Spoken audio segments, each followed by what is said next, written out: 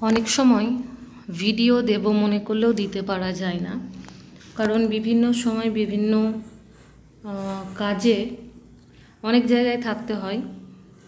তো কখনো কখনো এমন হয় যে এতটা ইন্টেরিয়র এরিয়া, রিমোট এরিয়া, যে সেখানে ঠিকমতো ফোন কল করার মতো নেটওয়ার্ক থাকে না।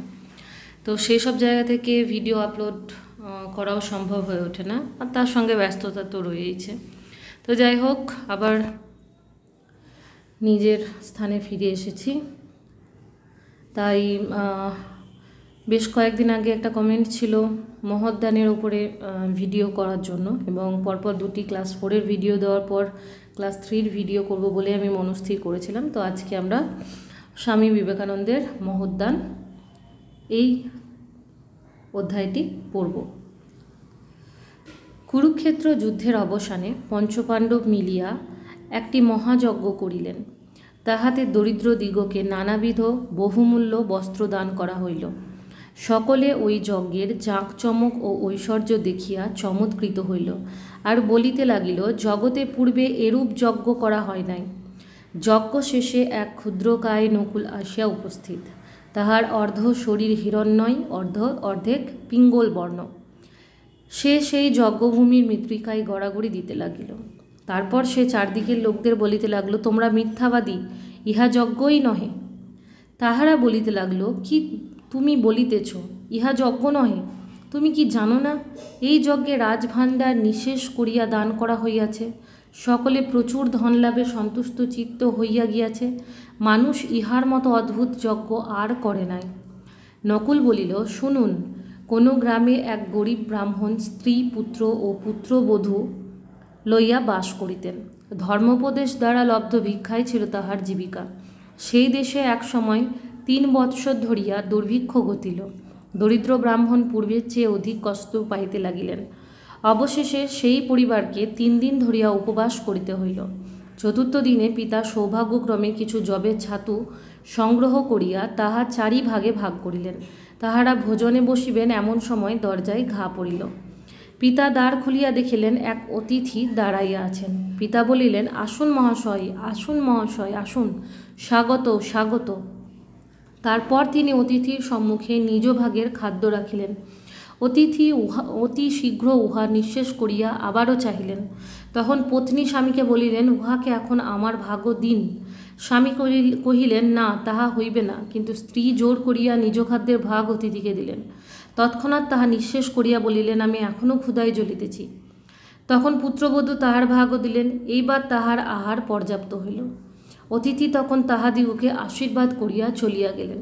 সেই রাত্রে ওই 4টি লোক অনাহারে দারুণ ক্লেশ সহ্য করিলেন।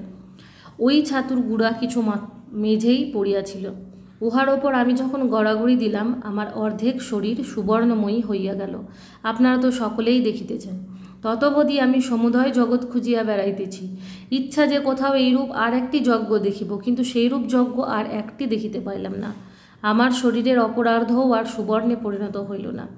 সেই জন্য আমি বলিতেছি, ইহা যজ্ঞই নহে। বেশ, যাই হোক, একের দাগে দেখো শব্দার্থ রয়েছে।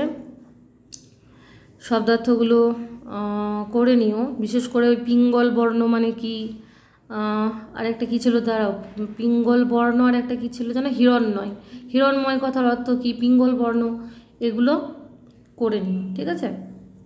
বেশ, যাই হোক, চলো, এখানে তোমাদের প্রথমে 2টো বড় প্রশ্ন রয়েছে। প্রশ্নগুলোর উত্তর আগে করে নিই।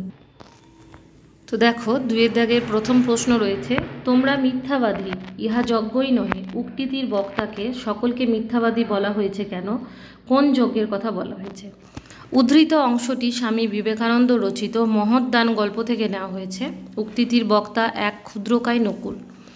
গল্পে পঞ্চপাণ্ডব কর্তৃক আয়োজিত যজ্ঞকে সকলে মানুষের সেরা যজ্ঞ বলে আখ্যায়িত করে, কেননা যজ্ঞ শেষে প্রাপ্ত দানে সকলেই খুশি। কিন্তু ছোট্ট নকুলের সন্তুষ্টি না হয় সে সকলকে মিথ্যাবাদী বলেছে। কুরুক্ষেত্রের যুদ্ধ শেষে পঞ্চপাণ্ডব যে বিশাল যজ্ঞের আয়োজন করেছিল তার কথাই বলা হয়েছে।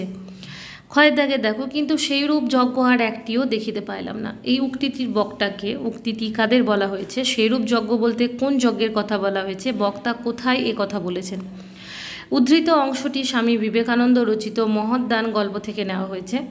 উক্তিটির বক্তা ছোট্ট নকুল। উক্তিটি সেখানে উপস্থিত সকল লোকেদের বলা হয়েছে। দেখো একটা করে এই যে সিম্বলগুলো দিয়ে রেখেছি, এর অর্থ হচ্ছে পরবর্তী যে পার্ট, সেই পার্টের উত্তর আর কি, ঠিক আছে। কোনো এক গ্রামে এক দরিদ্র ব্রাহ্মণ তথা তার পরিবার ছিল ক্ষুধায় কাতর। 3 দিন উপবাস করার পর চতুর্থ দিনে সৌভাগ্যক্রমে তারা একটু যবের ছাতু জোগাড় করে। ব্রাহ্মণ স্ত্রী, পুত্র ও পুত্রবধূর মধ্যে সেই ছাতু ভাগ করে নিয়ে যখন খেতে যাবে, তখন দরজায় উপস্থিত হয় এক অতিথি। তাকে সাদর আমন্ত্রণ জানিয়ে তারা নিজেদের ভাগের খাদ্য তাকে দিয়ে দেয়। নিজে ক্ষুধার্ত থেকেও অতিথিরূপী নারায়ণ সেবার এই ঘটনাটি প্রকৃত অর্থে যজ্ঞ। নকুলটি এই যজ্ঞের কথা বলেছে। পাণ্ডবদের যজ্ঞস্থলে একথা বলা হয়েছে। তো যেহেতু আমি তোমাদেরকে আগেই বলেছি যে ভিডিও বড় হয়ে গেলে আপলোড করতে একটু সমস্যা হচ্ছে, শুধু আপলোড নয় আরও আদার্স অনেক প্রবলেম তৈরি হয়ে যাচ্ছে, তো সেজন্য শর্ট করে ভিডিও করা হচ্ছে। তো এই ভিডিওতে তোমাদের এইটুকুই থাকলো। আচ্ছা, মানে এই পার্টে তোমাদের এতটুকুই থাকলো। আর পরবর্তী যে পোর্শনটা রয়েছে, সেই পরবর্তী পোর্শনের অর্থাৎ এখানে যে প্রশ্নগুলো রয়েছে, তো এই প্রশ্নগুলির উত্তর আমরা পার্ট 2 যেখানে রয়েছে সেখানে করব, ঠিক আছে।